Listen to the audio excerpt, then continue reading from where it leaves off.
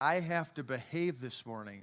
I don't like time frames and time limits, but I need to be done at a certain time so we can get outside. So I'm going to probably go a little quicker, and we'll get through it, God willing, and you'll get the point. It's a really powerful passage that we're going to look at this morning. It will require you to focus and to follow what Solomon is about to write. Solomon is the wisest man that ever lived, and so when he writes, he's not writing Dr. Seuss type of level. He's going to take us a little deeper, and I trust you'll benefit from it. Now, let me introduce what he's about to say by saying this. Some people don't like watching the news because they don't want to see the bad things that go on throughout this world.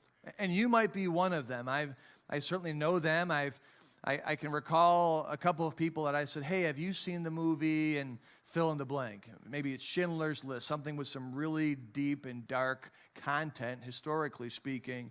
And I know some people say to me, no, I could never do it. I could never do it. I could never see that. And I say, well, why not? And I just can't handle that type of thing. And that's fair. It's understandable. A lot of people are like that. I think many people have turned off the news after going through last year. You had the medical crisis, the political crisis, the social crises all around the world, and a lot of people just get overwhelmed by the difficulties of this life, by the problems of this life. Some people won't watch movies that are historically based on war and in trauma and tragedy because they know there's going to be heartache that they have to witness. That's why Disney makes so much money. That's why chick flicks do so well. That's why ladies read romance novels, because we like to know at the end of the story they live happily ever after. That's just how a lot of people are. We want a happy ending. Solomon was not the type of person that would shy away from difficult things. He was a guy who would look at everything and anything because he was a student of humanity. He was a student of the civilization that he lived in. And he observed everything. He observed the good, he observed the bad, and he observed the ugly. He was trying to learn as much as he could about humanity so as to make sure he understood the reality of the world we were living in light of the God that he knew. So there wasn't a crisis or a crime he wouldn't consider. There wasn't an atrocity he wouldn't process. There wasn't a tragedy he wouldn't study. He was wise, and he wanted to know as much as he could. And given this weekend's 20th anniversary of one of our nation's greatest tragedies, certainly our generation's greatest tragedy, I feel compelled to take you to the words of Solomon in Ecclesiastes 4. I realize there are plenty of people in this room who were not born by the time September 11th, 2001 came around, or you weren't old enough to appreciate it. But anyone over 35, you know exactly where you were on September 11th. You know exactly what you were doing, and you remember vividly the thoughts that you immediately began to have, the feelings you began to have, the disbelief, the doubt, the shock, the awe. And you remember being confronted with the events of that day and being unable to avoid processing. And I remember where I was working at a machine shop, and word came in, and we just said, there's no way. There's just no way that happened. We thought the guy who reported the news was, on some wacky weed, and we just felt like there's just no way. But then it came and trickled in through the radio, and you began to feel the sobriety come over that machine shop. Parts we were making meant very little. And I remember the guy next to me, he just threw his stuff down and left and had tears flowing through his cheeks. He was a young man. He just had a child, and he could not fathom bringing a child into the world that could do that. We couldn't run from it. A lot of events we can hide from. We could not on that day. And as hard as it was, and even still is, to mentally process what happened on that dreadful day, it's good for us to confront the reality of the world in which we're living. And I want to read what Solomon had to say about the reality of the world he was living in. Now, as I read these verses, understand that Solomon grew up in royalty, and while we don't know the background or the backstory to what he's about to write, I believe he probably lived a slightly sheltered life. Being in a palace, having everything at your disposal and being given what you need to live in comfort, he probably is a lot like the typical 21st century American, where our biggest problem is Walmart didn't have enough toilet paper, right? Our biggest problem is the game is coming in and out on our TV.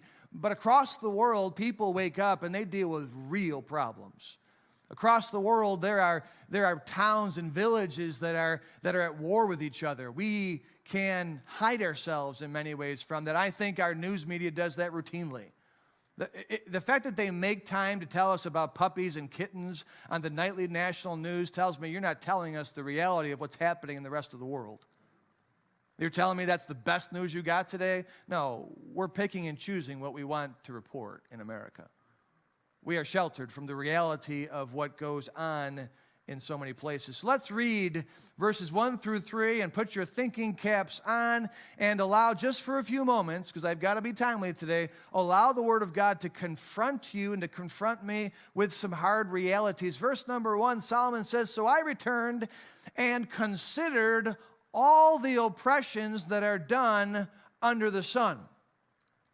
And behold," or look at the tears of such as were oppressed, and they had no comforter. And on the side of their oppressors there was power, but they had no comforter. Verse 2, "Wherefore I praise the dead which are already dead more than the living which are yet alive. Yeah, better is he," referring to the dead, "than both they, which hath not yet been," referring to the unborn, "who hath not yet seen the evil work that is done under the sun." Allow me to take you into Solomon's mind and urge you to follow his wise example by, number 1, looking around at all the evil. Solomon intentionally sat down and he kind of looked over his kingdom, and he read the papers from other kingdoms, and he looked at all the oppressions. He looked at all the evil things that people were doing to other people. And after considering all these things, it bothered him, as it should. It bothered him so much that he concluded that the deceased are better off than the unborn and the young children who have not been aware of the horrific things mankind does. That may sound depressing to you, but stay with me. Don't abandon ship, because Solomon has a tremendous example through this chapter that when we get done with it, you'll appreciate it. But I think if we got our eyes up and looked around at all the evil in our world, we too would conclude that this world is a horrific place. And people try not to say that. I've noticed in talking to people, and I say, "Yeah, this world's bad." And they're like, well, it's not that bad. It's pretty good, and there's good in all of us, and look at all the wonderful things people are doing. And you know why people do that? It's because they don't want to conclude that where they're living is awful. We convince ourselves this is wonderful because, the idea that you have to live your whole life in a terrible place and you don't know what's going to happen in the next life, that depresses people. That taxes their minds, so they convince themselves that, yes, this is a wonderful place to live in. No, it's not. It is not a wonderful place to live in. And if that disappoints you, then you haven't got your eyes open either. Have you taken time over this weekend to go back 20 years, those of you who are 35 or older? Every time I watch the same special, every time you watch the same footage, every time I see the same documentary, I just become almost empty. It's just incredible what a few people did to a lot of people. It's most appropriate to reflect this morning on the oppression that thousands of people endured 20 years ago. Think about the terror going through the passengers of each of those planes being used as weapons. Consider the terror experienced by the people jumping out of windows. That's the world you and I live in. What are those things coming out of the windows way up top there? What's the sound of that down at the base where the firefighters are figuring out what to do? What was the sound of that boom? What was that? Those were people so desperate to escape the flames and the smoke that they decided to leap to their death. Stories and stories. That's our world. Don't be tricked by all the media you see and by all the movies you watch that we live in a Disneyland world. No, it doesn't always end happily ever after. Consider the horror that came over this country, and especially the firefighters, when the towers, still to this day, it's amazing that those towers collapsed. It's just hard to fathom. But I want you to think about the brutality of the crimes of these individuals. In their mind, what they intended to do to innocent men and women simply because they had a different nationality, simply because they decided to fly proudly the red, white, and blue. But I'd ask you not to stop there. I want you to join me on a very uncomfortable journey.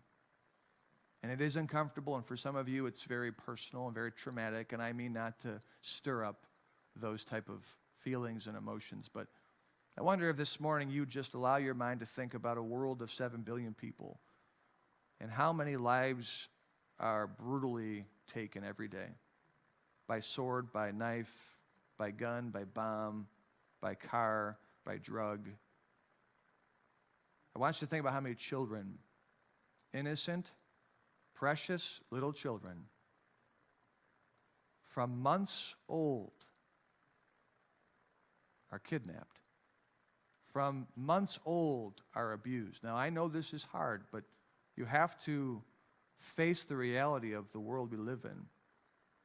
I want you to think about all the women this morning who woke up to husbands who were drunk and who intended to abuse them mentally, physically, emotionally, sexually. I want you to think about all the men in this world who woke up in a situation beyond their control. I want you to think about all the individuals who woke up today knowing they were scammed out of their entire retirement or scammed out of their entire savings. I want you to think about the people whose homes were invaded last night. I want you to think about the people whose lives were ruined because somebody took their son or daughter, introduced them intentionally to drugs that they would get hooked on so that they would have a money source, that knowing that drug would eventually destroy that child. This is the world we live in. Think about all the people who have been lied to, accused, fired, or imprisoned unjustly. Think about all the people who have been massacred in war or in tribal conflict. I want you to think about this incredible thought. Think about the mass graves around this world, especially over in the East. Hundreds of bodies pushed in, filled up.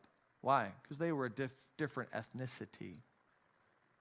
When we were in Israel last, we took a large group into the Holocaust Museum there in Jerusalem. And as you can imagine, it's unlike any Holocaust museum in the world. It's not a place you walk through with smiles. It's not a place you come out with laughter. And you could just see, as everyone went through what portion they could, coming out, they were just devastated. And a lot of them said, I can't do it anymore. That's Earth. That's our world. Not some alien form that you watch on TV that come in and do bad things to human beings. That's you, that's me, that's mankind that decided to take millions of people simply because they were from Abraham's seed and destroy their lives, snuff out their lives, women, children, men, use them as candidates to torture. I mean, this is our race. It's terrible. In our world, there is no shortage of victims. There is no shortage of unsolved crimes. There is no shortage of unpunished crimes. And there is no shortage of abusive and oppressive powers. Don't let anyone fool you.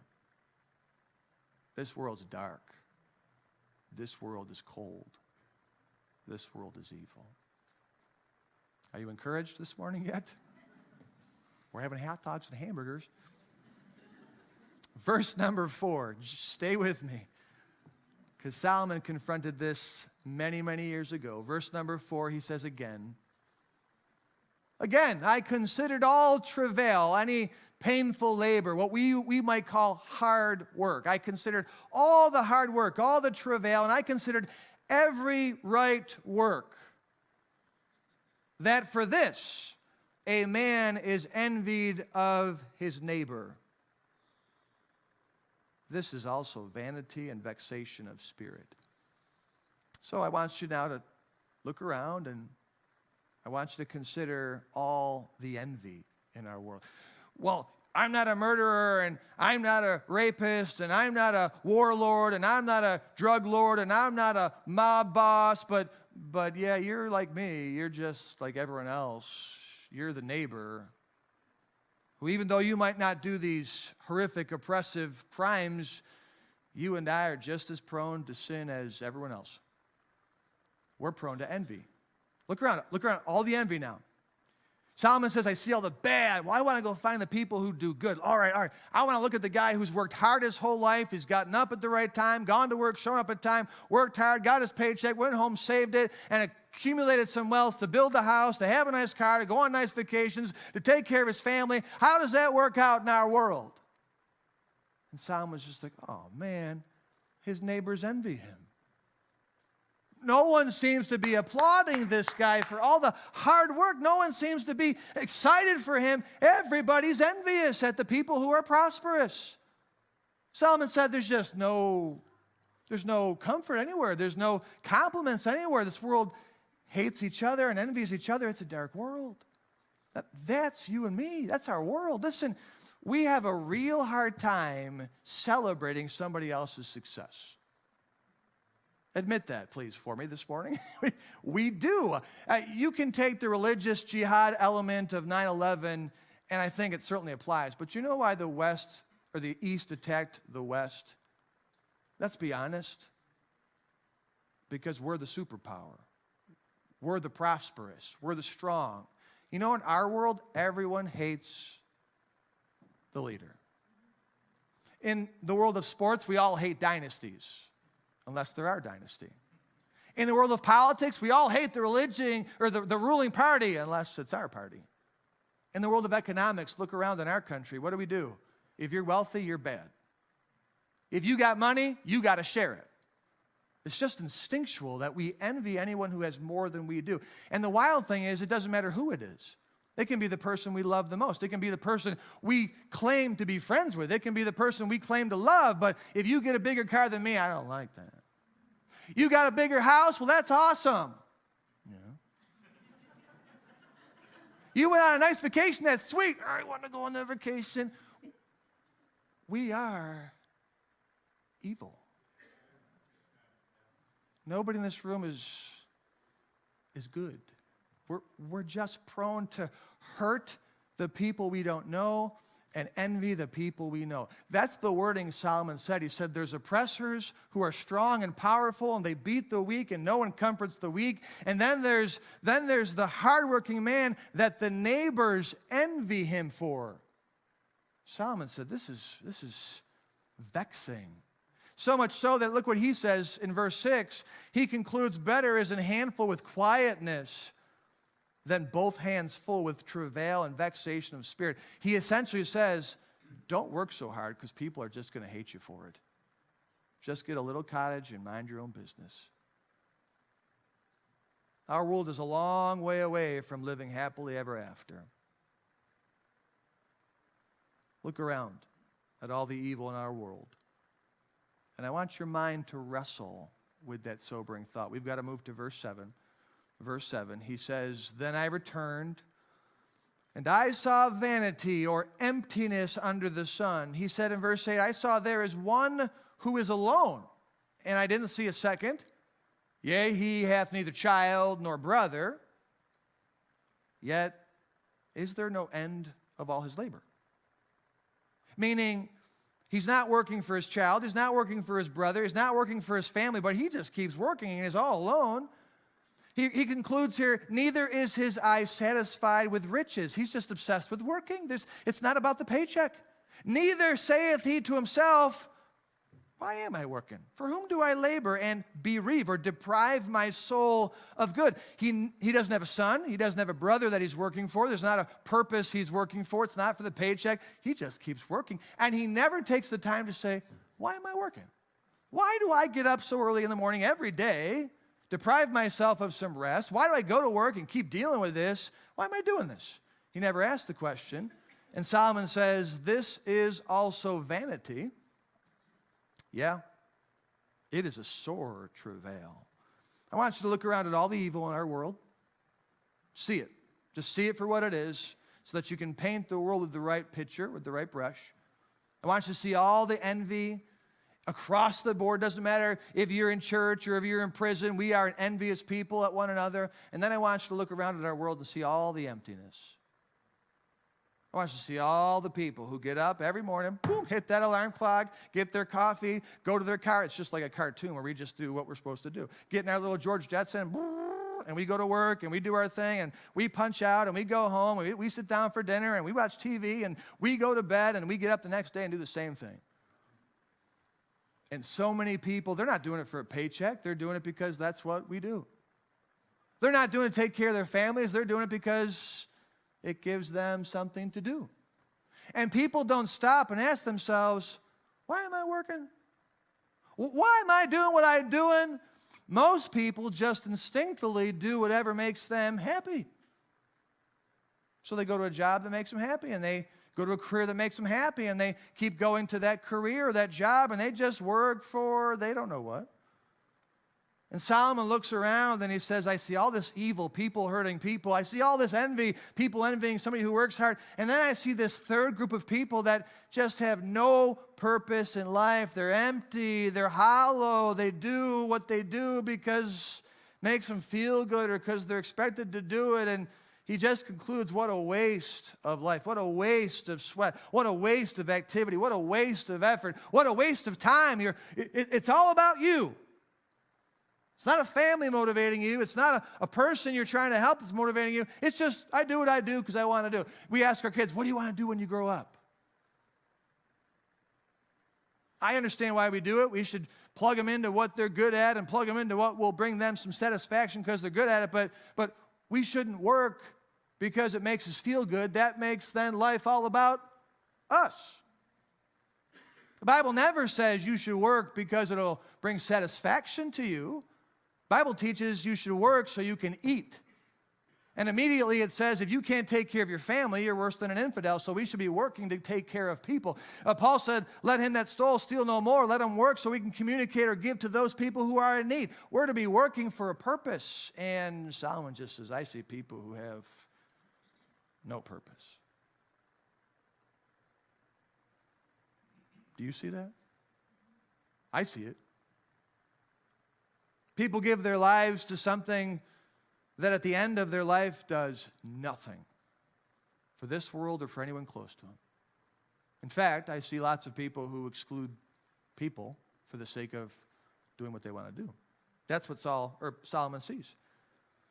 Humanity is full of evil. It's full of envy. It's full of emptiness.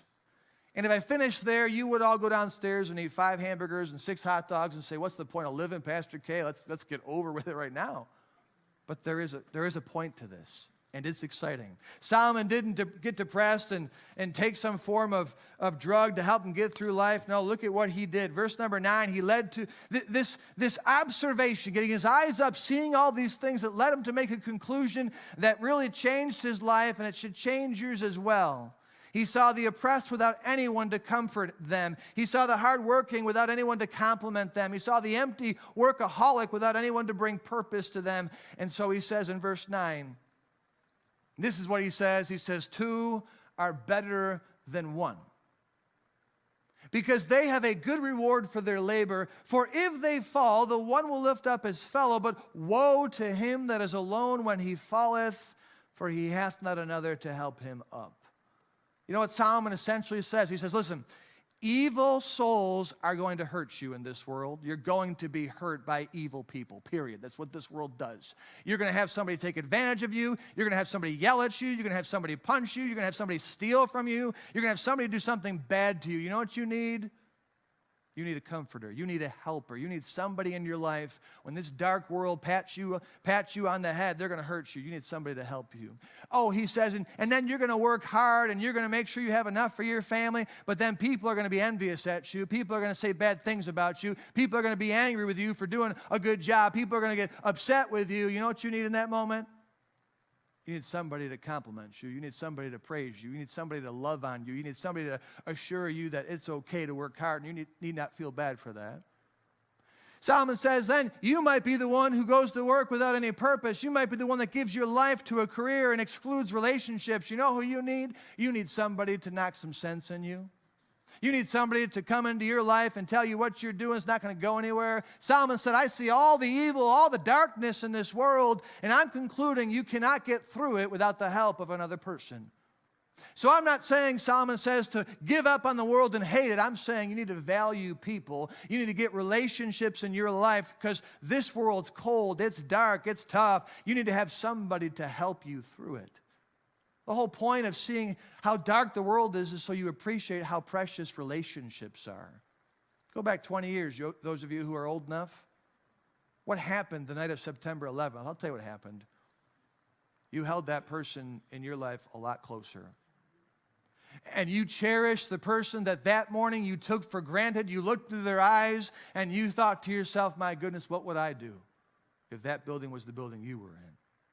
And you realized as the world was crumbling around you, the uncertainty of the future, you thought, boy, the most important thing in my life is my marriage or my children or my family or my friends. But you said people matter more in times of tragedy, in times of crises. That's what you did. That's what Solomon's doing here.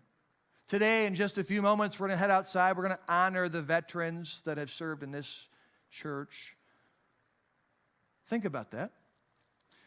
We're honoring people who are willing to fight and take a life so that we can continue to be free.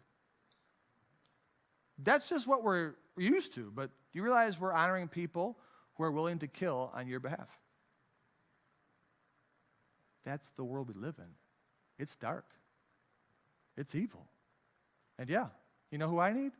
I need a military who will defend me.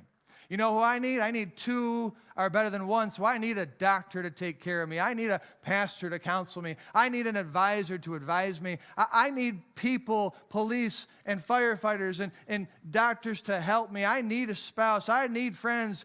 I need people because this world's, it's going to chew me up and spit me out if I don't have somebody to help me when I fall. On this weekend, as we reflect on the darkness of our world, let us appreciate the value of relationships all around us. Now, as a pastor, I can't stop there. Solomon was addressing everything under the sun, and that's a very good practical Bible teaching there. But I've got to tell you, this lesson applies to more than just what's under the sun. It applies to eternity very well. You cannot make it through life without the help of others. And listen very carefully, we'll be done in just a few more minutes. You cannot make it through death without the help of others. We're talking about all the evil in the world, and it's easy for us to say, yeah, this world's really evil. If you were the only one in this world, it would still be evil because you're just like me. And I know it. I know it kills you to hear me say that. No, I'm not just like you. Yeah, you are. You're just like me. You know who I am? I'm evil. I hate that fact. I work every day to fight that fact, but it's just so easy for me to get mad or angry or upset or envious or jealous or all these things just come so natural to me. Here's the problem. In the next life, we're not standing before a jury of our peers who can say, oh, I feel bad for Pastor K. I was like that once too. No, we're standing before God. He's just not like us. He's never had a bad thought. He's never done a bad thing. He's not evil. He's not sinful. He's holy. And if we're going to get into a holy heaven before a holy God, we are going to need some help. We know what we need? We need a lawyer. We need an advocate that stands before a holy God and says, Judge, this despicable sinner is still worthy to come into heaven. And we should look at our lawyer like, well, that wasn't a good opening line there, lawyer. And the judge says, why should I let a sinner into my holy residence? Because our lawyer is going to say, because I paid for his sins already. The judge will say, well, how did you do that? Because the wages of sin is death. I need to punish sin by death. The lawyer says, oh, I did that on the cross of Calvary. That's why we read in the Bible that there is one God and one mediator between God and man, and his name is the man Christ Jesus. You see, if you want to get to heaven, you are not going to do it on your own. You can't. It's impossible. You can't even get to Hawaii on your own. You need a pilot or a sailor to take you there, right? Why we think we can get to heaven on our own is insanity. We're going to need help, just like we need help to get through everything in life. We need help to get to heaven, and salvation is not something you can obtain. The Bible is very clear. Listen to what Paul the Apostle said. He said, for by grace, that word means help. For by grace are ye saved through faith. So it's God's grace, your faith. Your faith initiates God's help, and then we read that it is not of yourselves, it is the gift of God, not of works, lest any man should boast. Salvation, getting to heaven, it hinges on your faith, and your faith triggers the grace of God. We have this idea in humanity that if I'm good, I get up one rung of the ladder. And if I'm good tomorrow, I get up another rung of the ladder. And if I go to church on Sunday, I just keep climbing up this ladder. And eventually, if I'm good enough, I'll get all the way to the top. That's a crazy idea. It's insanity. Because that's assuming that your goodness impresses God and is enough for God to say, okay, I'll ignore the trespasses. It just doesn't work that way. So God says, I'm going to fix this. I'm going to love the world so much that I'll give my only begotten Son, Jesus. So whosoever, because everybody's got sin. Some are really bad sinners. Some are not so bad sinners, but somebody has hatred. Somebody has envy. Somebody has murder. Somebody has lust. They're all sinners. So whosoever believeth in Jesus shall not perish, but have everlasting life. Here's the deal. Heaven is a two-person process. It's you accepting God's gift. But God's got to be a part of that. He offers forgiveness. He offers the gift of eternal life. We have to accept that, and it becomes a two-person deal.